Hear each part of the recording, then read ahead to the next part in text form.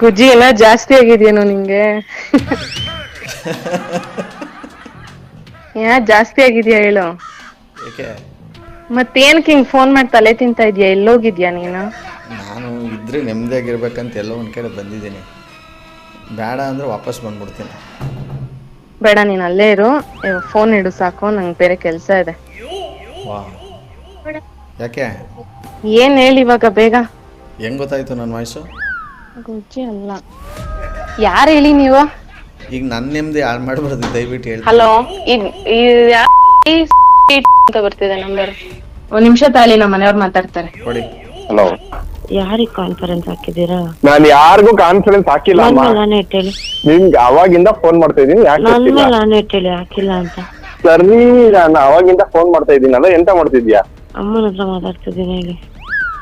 ಹಂಗಾದ್ರೆ ನನ್ನ ಜೊತೆ ಮಾತಾಡಿದ್ಯಾರು? ದೆವ್ವನ ಅದು? ಅಲ್ಲ, ಯಾರಿಗೆ ಕೊಟ್ಟಿದ್ದೀರ ಮಾಡ್ಕೊಂಡು? ಅವ್ರು ನಿಮ್ಮ ನಂಬರ್ ಕೊಡೋಕೇನು ಸೇಲ್ಗಿಟ್ಟಿದಾರ ನಿಮ್ಮ ನಂಬರ್ನ? ಯಾರು?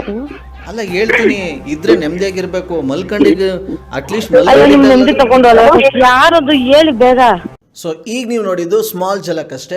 ಪೂರ್ತಿ ವಿಡಿಯೋ ನೋಡಿ RJ ಸುನಿಲ್ ಪ್ರ್ಯಾಂಕ್ ಕಾಲ್ಸ್ ಅನ್ನೋ ನನ್ನ ಯೂಟ್ಯೂಬ್ ಚಾನಲ್ನಲ್ಲಿ.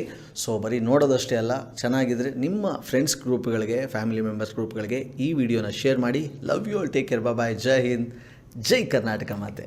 RJ Sunil prank calls.